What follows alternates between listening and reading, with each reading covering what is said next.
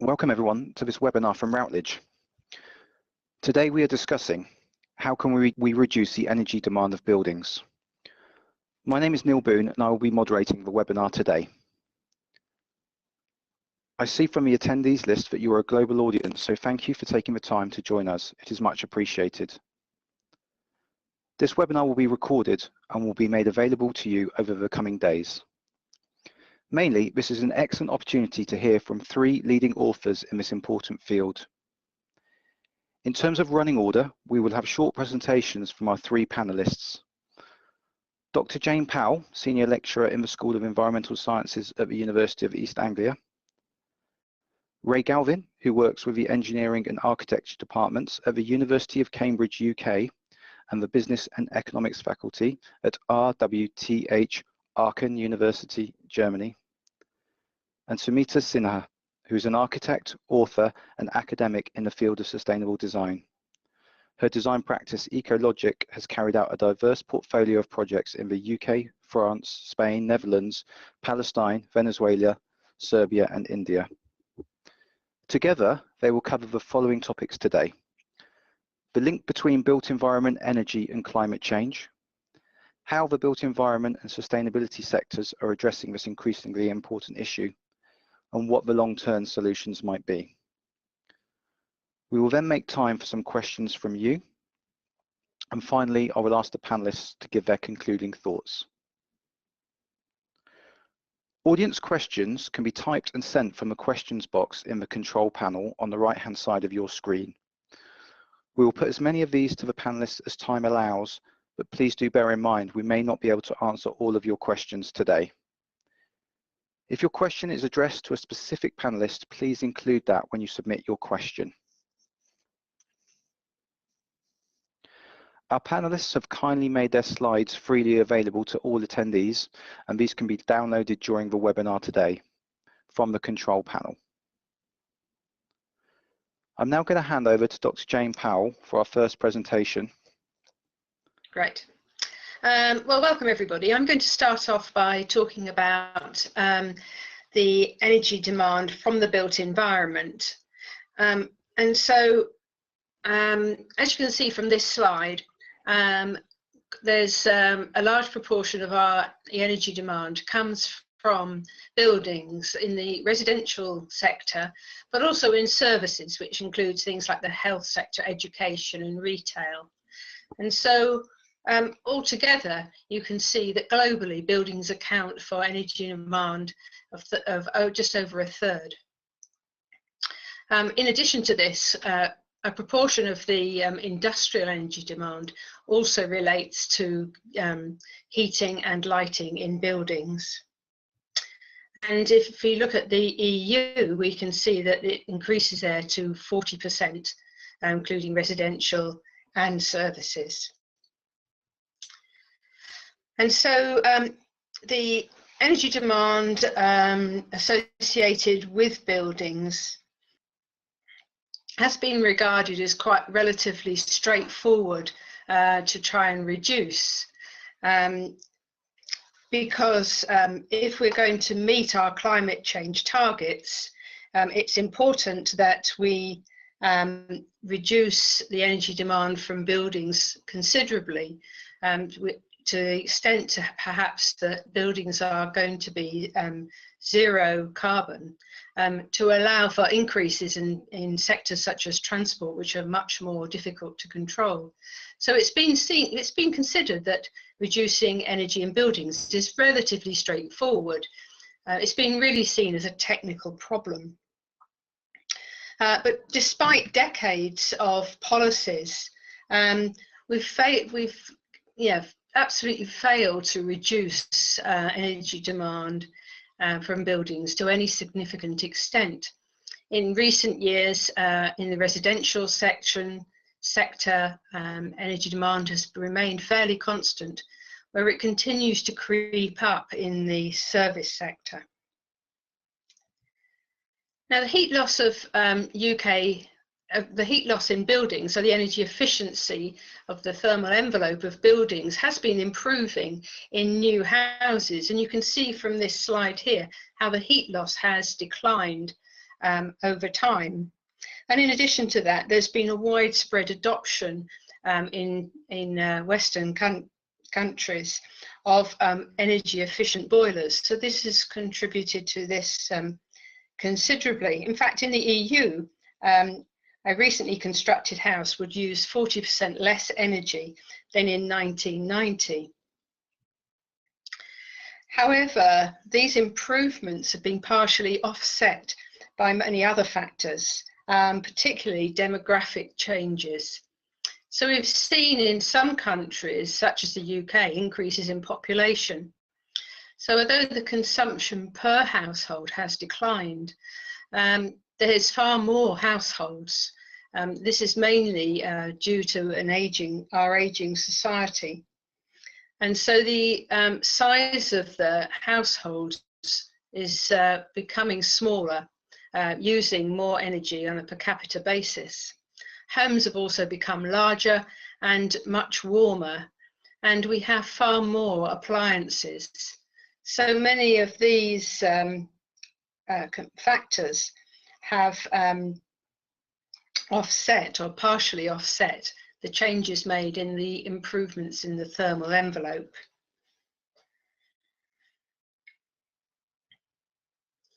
In addition, the energy household electricity demand, although appliances have become far more efficient, as you can see in this slide, with cold appliances such as fridges and freezers and lighting. So efficiency has meant that those particular appliances has reduced in energy demand. Our increased demand for ICT equipment and consumer electronics, all those many gadgets that we all have, has meant that the actual electricity demand has gone up and continues to increase. So there's many barriers to change. One of them is the low turnover of buildings. There's been a particularly, in the UK, for example, there's a particularly low rate of demolition and construction. And in fact, in the UK, 80% of houses now standing have already been built. So you can see the importance of retrofit. But retrofitting homes is expensive, especially in homes that are hard to treat. These are homes with which have got solid walls, they don't have cavities, or they're off the gas network, so they have to be heated using electricity, or there isn't any access to the loft. And so it's particularly important to try and find ways to improve these homes. But many of the cheaper measures have already been undertaken, so we're now looking at trying to improve these hard to treat homes. There's also the economic downturn hasn't helped in improving the skills of people which are required if we're going to have good quality construction. And these skills aren't just people working on building sites, but throughout the whole supply chain. And they also need more investment in innovation to try and develop new techniques and materials. Also, it's been found that users of energy don't always optimize their energy demand. Sometimes, after a hard day in the garden, we like a nice hot bath rather than a quick shower. And maybe it's more convenient for us to dry our clothes in a tumble dryer rather than hang them out on a washing line, how was done in the past. So a lot of these everyday practices lead to higher energy demand. And these changes, these aspects like having a daily shower or bath, is now standard practice, and it's very difficult to change that idea. And also having a very warm, well-lit home equates in many people's minds as having a welcoming home to guests. And so these things have become established, these practices have become established, and are very hard to change. And behavioural change doesn't just apply to occupants, it applies to all actors throughout the supply chain. If the developer puts in a shower, as in the illustration, it's bound to use more energy to heat this greater flow of water.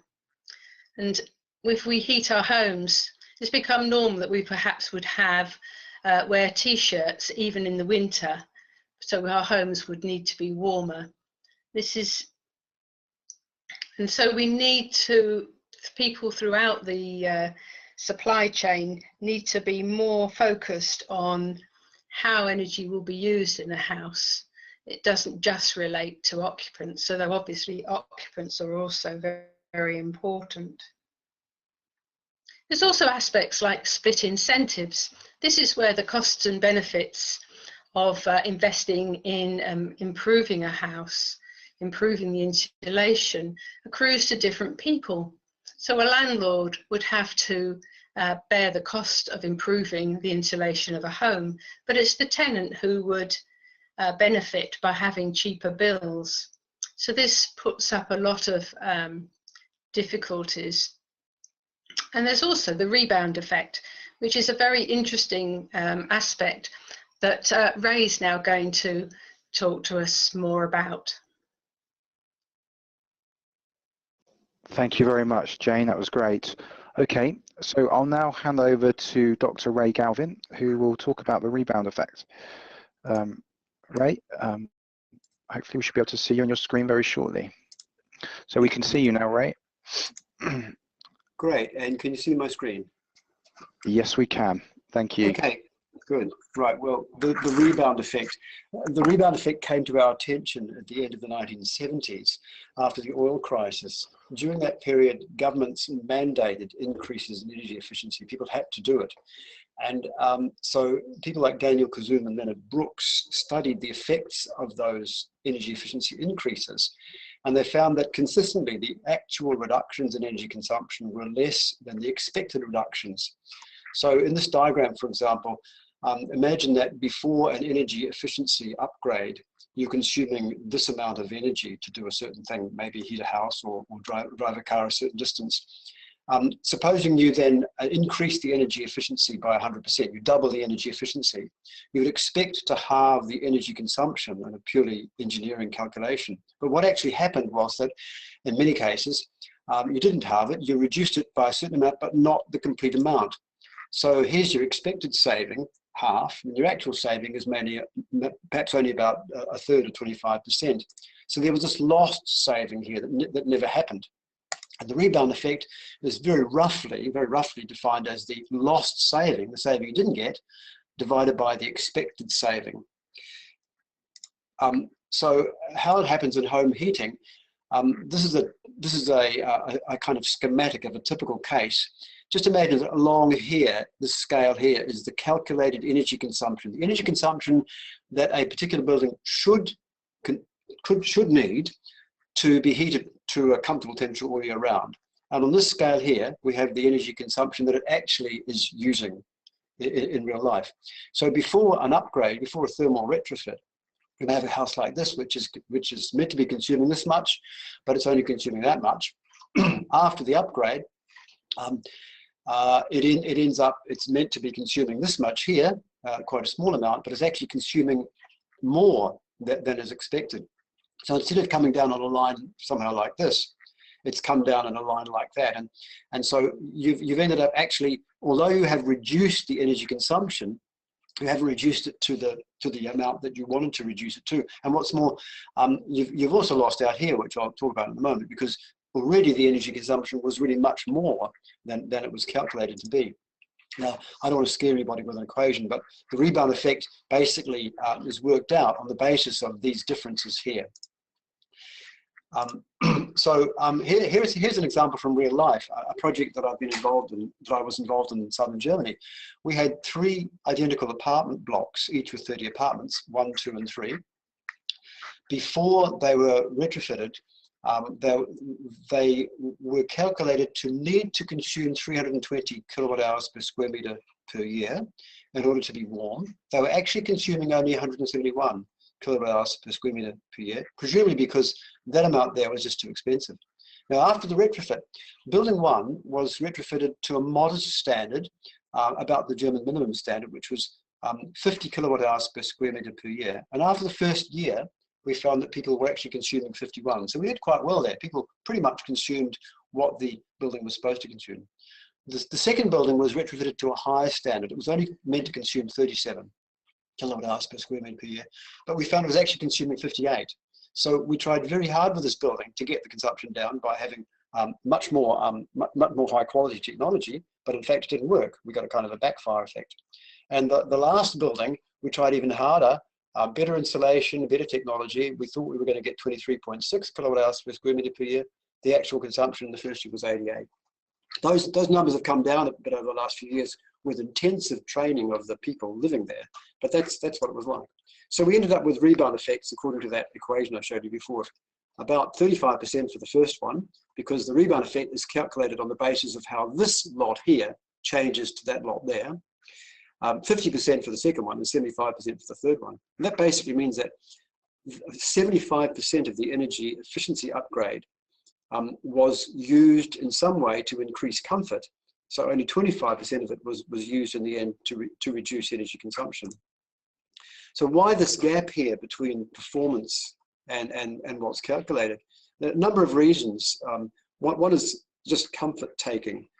You know, if you're living in a home that is very cold, needs 320 kilowatt hours per square meter per year to get warm, and you can only afford 171, then it's lovely when you get it insulated and you can actually be a bit warmer.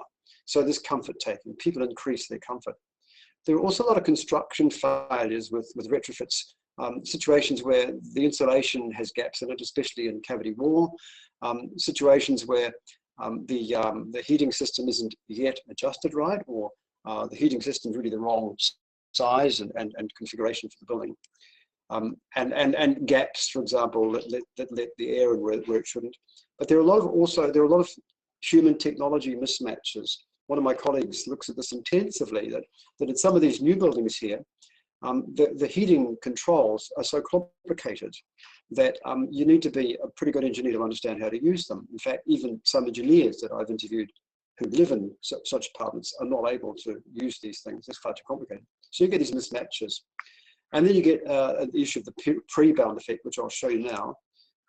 This is the data set from France. It's a very good data set because my colleague, Dr. Kayla in France, did a proper, and his colleagues did a proper probabilistic sample, a random sample of houses, freestanding houses in France.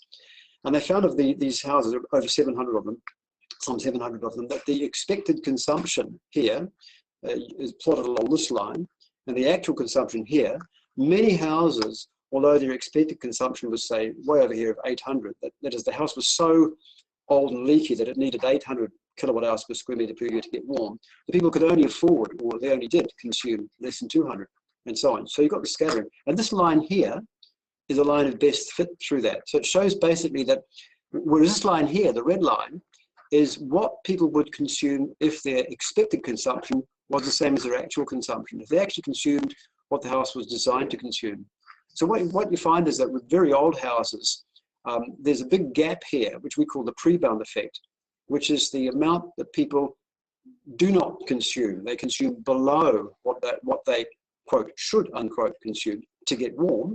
So when you retrofit these houses, they kind of move along this line here, and it means that gap becomes smaller, so that in actual fact, the ratio between the expected and the actual consumption becomes lower. In other words, the actual consumption becomes higher in proportion to the expected consumption. So what that means basically is that you don't actually get the saving you thought you were going to get because these people didn't consume it anyway. So you can't actually save energy that's not being consumed. So one of the big problems with retrofitting old houses is that they are already not consuming as much as they are expected to consume. So there just isn't that much scope, isn't as much scope as we hoped there would be for saving energy. So that's a very rough overview of the rebound effect. And I'll hand over now to Sumita. Thank you very much, Ray. Okay, before I hand over to Sumita, just a reminder that you can submit questions to the panelists by typing them into the questions box in the control panel. So please do submit your questions, and if they're addressed to a specific panelist, please indicate that. Also, just a reminder, we've had a few people join after my introduction, and a recording of this webinar will be emailed to everyone after today. Okay, great. So Sumita, we can see you, which is great. I'm going to enable you to share your screen. Sorry. Hi, I can hear you as well. Great. So, am I sharing my screen? Yes, you are. So please continue, Sumita. Right. Hello, everybody. Very nice to welcome you all to this webinar. Jane and Ray have already done the figures, so I'm not going to go so much into those. But I'm going to start with a slide about scarcity, because although we have many things, we are feeling we have less. You know, we need more things than before. And because we feel we need more things, we have changed our manufacturing, we have changed our lifestyles in order to demand those things as necessities. So I believe we're going through what is termed as an Anthropocene era, which is referring to the post-industrial revolution period in which many ecological conditions have been profoundly altered by human activities. This slide shows a part of Tibet, Western Tibet, which fortunately remains how it was for centuries, but progress is slowly creeping up on it. And I'm sure in a few years' time, it won't look like the way it was looking now. As you can see, the houses have already started to creep up there. The recent storms in the UK show how unpredictable the climate change could be. Very chaotic ecology. So the challenges we face are also multiform. They range from extreme climatic changes, rising pollution, and uncontrolled and rapid urbanization, which is man-made. And as an architect, every city I visit, I need to ask this question: why does every city center have to look the same? The slide that you see on your left is not from a cold country, it's from Singapore. And the other slide, which is very recognizable, is the City of London, seen from St. Paul's. But both have similar looking structures. So also the other problem is the huge inequalities between nations and people, with each person aspiring to a better life. Between 1900 and 2008, world population quadrupled to over 7 billion, and GDP per capita has increased sixfold. But yet we have people sleeping rough on the streets in London, and you can see these spikes which are next to a bank where people are supposedly prevented from sleeping rough. And on the other side, you have this photo that was taken on my son's birthday, where you can order dishes actually by tapping your table, and you can see your food being cooked on a screen that appears on the table.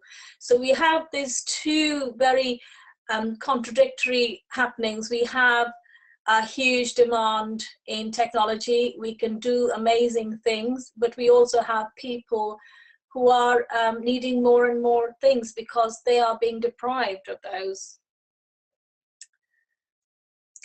The other thing that's coming through is the aging population. On the right, you see my friend David, who turned 100 last year, and he's sitting with his card from the Queen. And he said, I never expected to live this long.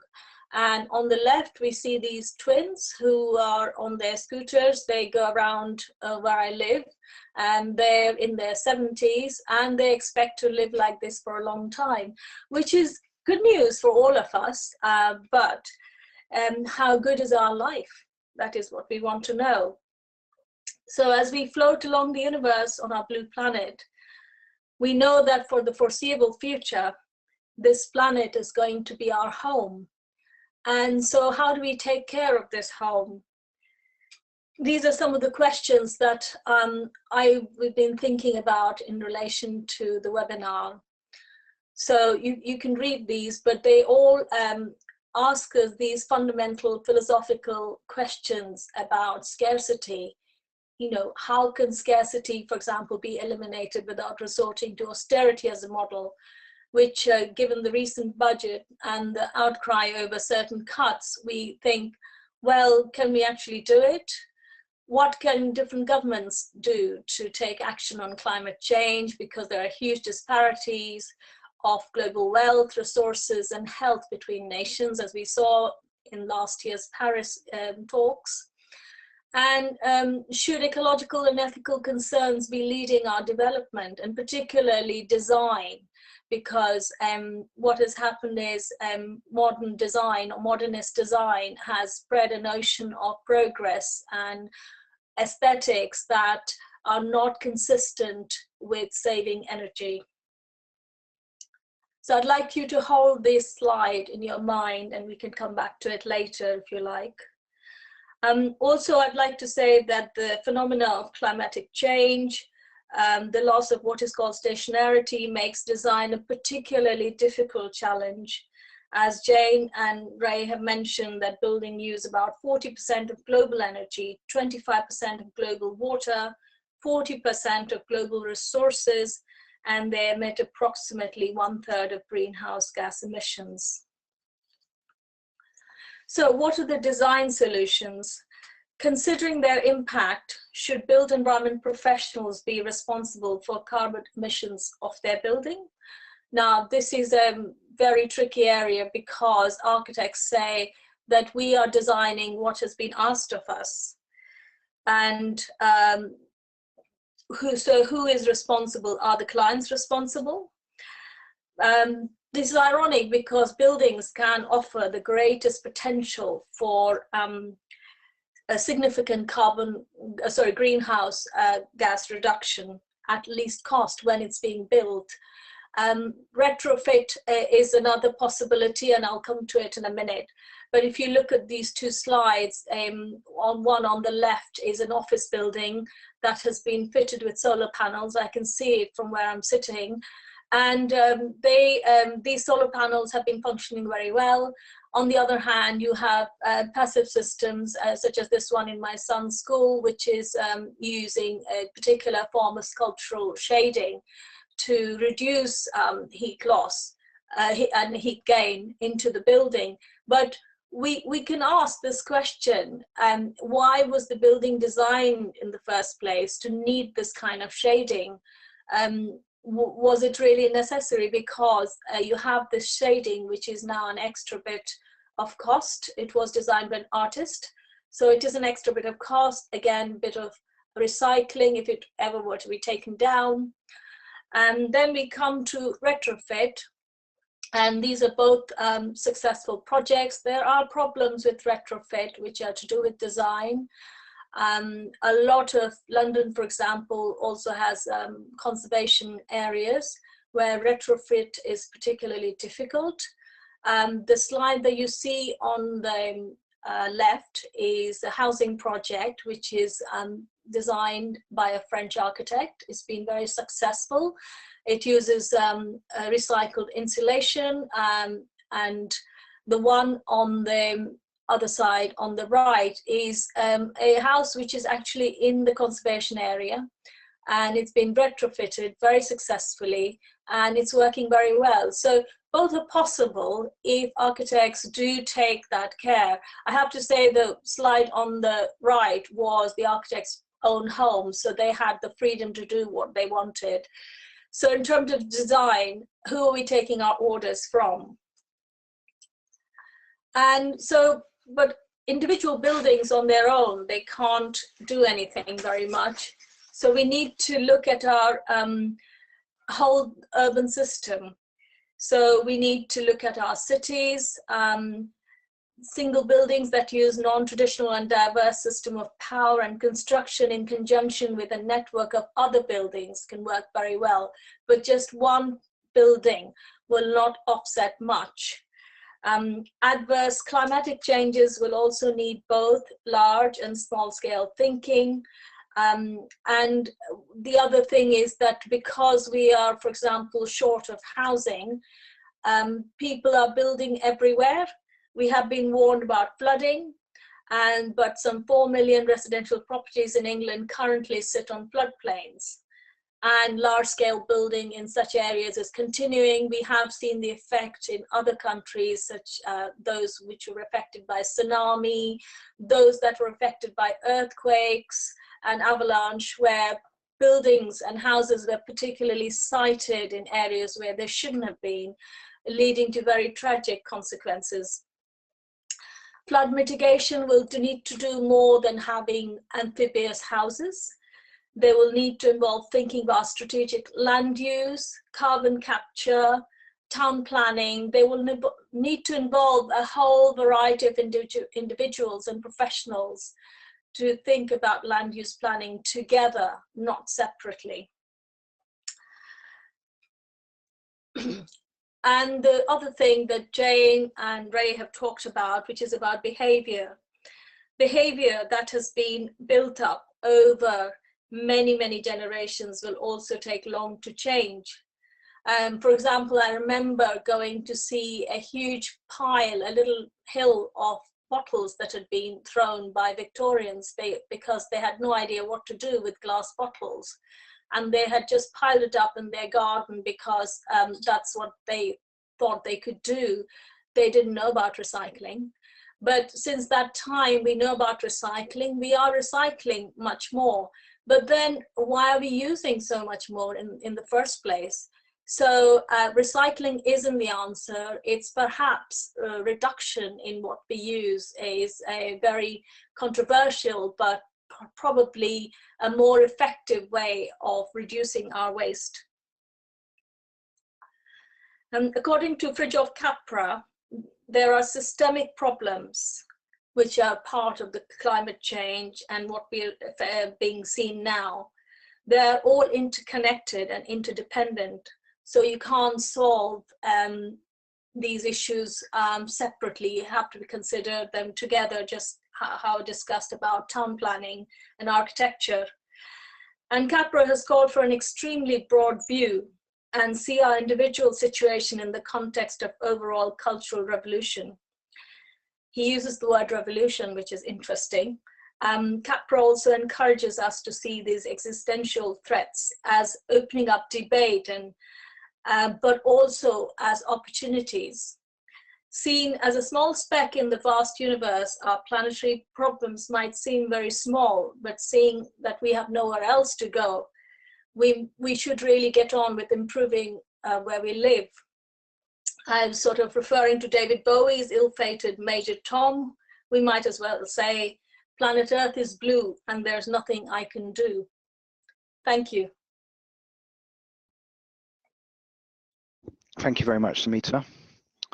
Well, we've had 3 very interesting presentations which have already thrown up some questions. So I think we'll now move to the Q&A format. So if I could ask, that's it, Ray, yeah, and Jane, if you could share your webcam too, and then we can take some questions. Okay, so the first question was from, it's for Jane. It was from Laurie Brady. So Jane, in your opinion, does the housing market play a part? Where property is an investment, does this increase single occupiers and consequent increase in energy? Well, that's an interesting question. I mean, I think I've looked at it more from the perspective of the type of people that want to live. So, okay, at one time, people would tend to live with their families, and now young people prefer to live, set up their own home, although obviously I think the economic downturn has changed that somewhat. So you do have more people, perhaps when they finished at university, having to go back home initially to try and save up. But in fact, it seems that the majority of people who are in single or just two people together are actually older people. So the smaller households usually relate to people who are older. So it's a kind of aspect of our aging society, where two people, perhaps they're living in a bigger house than they need, but it is their home, and they obviously use a lot of energy, particularly as they're at home and at work, and they may need to have a warmer house. So I think that's probably that's the main aspect rather than the housing markets. Thank you, Jane. Okay, the next question was from Robert J. Corbett Jr. And it was directed at Ray. Ray, do any of these retrofit studies include solar as part of a retrofit? It seems that adding solar panels for cell notebook charging or peripherals would be a good part of that. Yeah, that's a really good question. Just to start off with, if you're in a hot climate and you are in the habit of using air conditioning, then it's possible to include solar in a retrofit that feeds into your air conditioning system, that provides some of the electricity for your, or even for your air conditioning system. And because, you know, electricity is produced when the sun shines, that can be quite a helpful solution. There are even situations where people are using heating in the home from solar. It's not very good in the winter, of course, because the winter's the time when the sun doesn't shine very much. Generally speaking, when we talk about retrofit in these calculations, we don't really include solar in it. But in Germany, for example, you can offset in the regulations by you can offset the stringency of your insulation by including various kinds of renewable energy, such as solar. I personally don't think that's a very good idea, because it means that you're ending up doing different things, you know, so because of the fact that the sun doesn't shine very much in the winter when you need it to heat. So you can end up producing excess electricity in the summer, which can be problematic because of the grid problems of the country. And solar has all kinds of other issues regarding that. But it doesn't necessarily save the problem of keeping warm in the winter. However, solar thermal does. Solar thermal. So, you know, I was talking about solar electricity then. Solar thermal is great. Solar thermal does actually bring warmth into your home through the hot water system. So it saves you on hot water. It has instabilities, of course, but if you're going to redo your water system anyway, it's a very good idea to look into solar thermal. And if you're going to retrofit your home in a big way, you may actually be wanting to redo your boiler, in which case it makes sense to look into the possibility of solar thermal. Yeah. Thanks very much, Ray. I have a question for Sumita on the topic of retrofit. So retrofit appears to be a good solution, but is not yet being rolled out widely. What are the problems of retrofitting homes or buildings? Well, one of the issues, as I mentioned, is about conservation.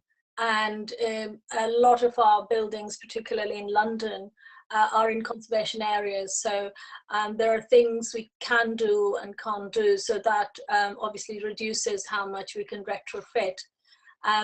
The other problem is cost, and who is going to fund it, because you know, there is this very short-term view of things. So people learn about the costs, and they are not particularly happy to say, oh, let's go for it, because they would say, oh, well, I'm going to be dead in whatever 50 years time, I don't need to think about this, and it's the way it is, and they'll carry on. So that's one of the issues as well. So in terms of and also architecturally, you know, in architectural design, retrofit isn't seen as something sexy. So architects will sort of tend to think that, well, you know, that's not something we want to get involved in. So unfortunately, from the sort of professional side, from the design aspect, retrofit hasn't been taken up. Thank you, Sumita. Okay, so I have a question from Juliette Leroux Audran. will the standards such as BREEAM and LEED help, in your opinion? Do we need more regulation to enforce the correct trend? And that's open to any of the panelists who want to offer an answer. Can I make a comment to start with? I think there's a really interesting balance between regulation and what actually happens. We've noticed that in Germany, as the regulations for thermal retrofit have tightened, in other words, the thickness of the insulation is greater and greater, and the U values of the windows are smaller and smaller, and the thickness of the roof insulation especially gets thicker, it deters people. So there seems to be a kind of optimum with insulation thickness, for example, with the quality of what has to go into a building, and I think that we have to be very careful with regulations that they're not driven by ideology, you know, that somehow the thicker the insulation, the better. And so we drive people more and more. Because in the end, I find that people simply just refuse to retrofit at all if the regulations make it impossible for them to do so. Or else they kind of retrofit on the sly, you know. In Germany, you don't have building inspections, so people can actually retrofit without putting the insulation tool on, because I think, well, I'm not going to be able to put 22 centimeters of insulation on. So, you know, there's a kind of a balance there, and I think it needs to be discussed in a really rational way without the kind of pushy ideology that tries to overdo it. But yes, I do definitely think there's a place for regulation, yes, if it's done properly. Yeah, I'd agree. I think regulation is very important. We had very good regulation to have zero carbon homes for new homes by 2016, which a lot of the industry was working towards. It might have been, you know, optimistic, but it was a direction which gave focus to the industry. But unfortunately, the current government has now withdrawn it. So now all the investment made by developers has, you know, is not going to be used. Thank you, Jane. So we've got a question from Jonathan Bean. He asks, can any of the three presenters talk to the approach that significantly reduces energy use, but doesn't necessarily require significant behaviour change of the consumer? So an example would be the passive house approach. The passive house approach does actually need quite a bit of input from the consumer. It is a technical approach, an excellent approach. However, it does mean that the buildings do operate quite differently from how in the UK we've traditionally thought about them. So if you have a warm day and then you want to cook a dinner, you know, big dinner for someone using your oven, your home is likely to overheat unless you change it. So I think the occupiers of passive house still need to be quite actively involved in operating their homes, although this can be done very successfully. So I think it's a combination of a technical approach like passive house, but also does need to have social aspects involved as well. And in terms of bigger buildings, say offices, I know of offices where the computer was doing something and the person was doing something else. So the computer said it was hot, or the computer said it was cold, and it was doing things to the windows or to the air conditioning, and the individuals wanted to change it their way. So they would go and open the window with the heating being on full blast, which wasn't saving any energy. It was sort of the heat literally going out of the window.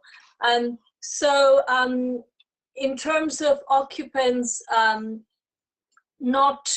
occupants have to participate, as Jane has rightly said, but there has to be some means of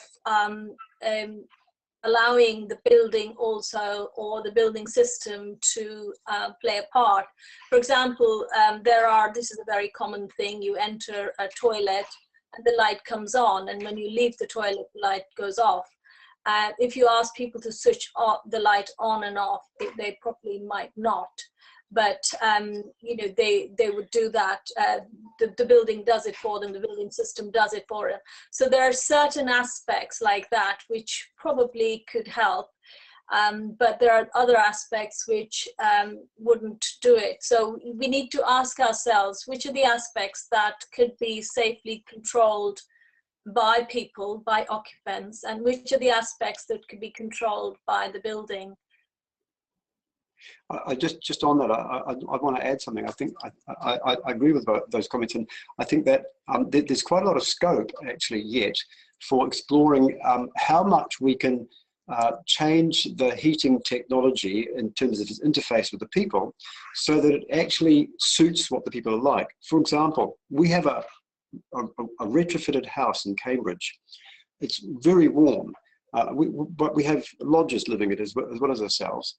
And what people tend to do is they tend to put the heating on and just leave it on. And when I think about what would be the best technology for that, I think the simplest technology, there are some very, very simple technologies which used to be used and aren't anymore. For example, you can have a little switch which you turn around like this. You just turn around like this. You put it on, say, half an hour. That turns your heater on for half an hour. If you want heating beyond half an hour, you switch it on again. Because in a retrofitted home, you don't have to pump the heaters on all day. You only have to put them on for a certain time. Very, very simple things, which are now out of fashion, you know, because they're kind of old-fashioned. And see, we've got very complicated dials and things to twist. So I think there's a lot of work you could do to think about what do you need to do to make it so that it's very simple to consume little energy in this house. Thanks, Ray. I have a question here for Sumita. So I think it's on the same sort of topic. It's from Ikena Mark, who joins us from Nigeria. The question is there any specific guidelines that can be used to develop an awareness campaign program to tackle the issue of behaviour change when it comes to energy use in buildings? I think it's actually what Ray and Jane already mentioned. In terms of behavior change, I think the youth are going to show the way, because what's happening is that a generation before us have got used to comfort and to certain lifestyle. But I think the younger generation, and this is my hope, that they realize what a danger climate change presents to their future. And then they will be able to lead on. So when I go to schools and I do talk about climate change, I'm so impressed to find school children really knowing a lot about the issues. They know about greenhouse gases and those sort of things. So in terms of encouraging behavior, I think if we can keep talking, keep having dialogue with everyone, you know, it has to be very grassroots, and by grassroots I do mean children, you know, that sort of grassroots level, to come up to politicians. And I think once if people are actually you know, saying something quite forcefully that, you know, we don't want our future ruined, we don't want our children or grandchildren's future ruined by what's happening around us. And particularly, I would say in Africa, people don't hear much about what's happening in the whole of the continent, because there are huge issues there which are connected with climate change. And I'm very pleased that you've asked this question, because you know, you need to just be there and say, you know, we really must do something about it. And hopefully you will get governments and policymakers that will listen to you and do the right thing. Thank you, Sumita. Well, the clock's against us, so we've got about 10 minutes to go. We've covered a great deal of ground, and I think now would be a great time to start to think about some concluding thoughts. I appreciate it's a big ask to weave together all the conversations we've had, but if you could possibly focus on maybe some solutions or some how-tos, practical things we could be doing to tackle these issues as part of your concluding thoughts, that would be great. And I'll ask Sumita if she could start first, and then I'll hand over to Ray and then to Jane. I think particularly there's some very interesting points have been made, and we're looking right now at a lot of high-tech solutions. So there's sort of, you know, algae and carbon capture, you know, and sort of high-tech buildings that do things for us. But I think, as Ray said, the things have got to be so simple that even a child can use it, and that's how we retrain a generation to say, turn the lights off, you know, when you leave the room. And I think, I mean, I was born and brought up in India, and we were doing that quite naturally, but I find that my children don't do that. So it's a question of, I'm on at them all the time. Can you turn the light off as you leave the room? So it's sort of small changes like that, which hopefully will affect, you know, will make bigger changes in terms of climate change. As an architect, I think on the climate, we need to talk to each other, we need to talk to town planners, we need to talk to politicians.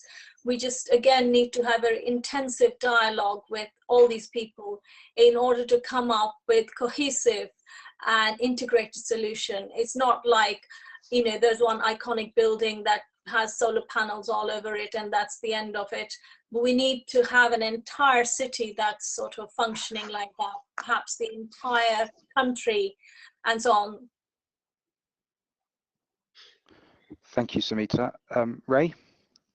Okay, well, I'm an engineer, but I'm also a social scientist. And so I kind of see things in two ways at once.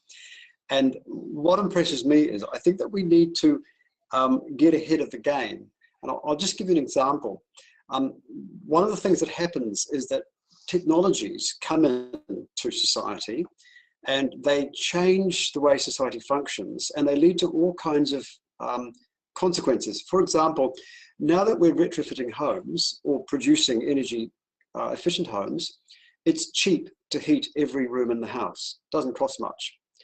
So rather than in the old days when I was a child, we would kind of sat around the fire in the lounge at night and played games on boards. Nowadays, everybody expects to be able to go to their room and do their own thing. And because another bit of technology comes in, which is the computer, and it's incredibly annually increasing energy efficiency and capability, people then use their computers more and more and more. And you saw those graphs that were produced earlier, very, very telling graphs, those. That's happening all over the world, about 8% increase every year in electricity through electronics and computers in homes.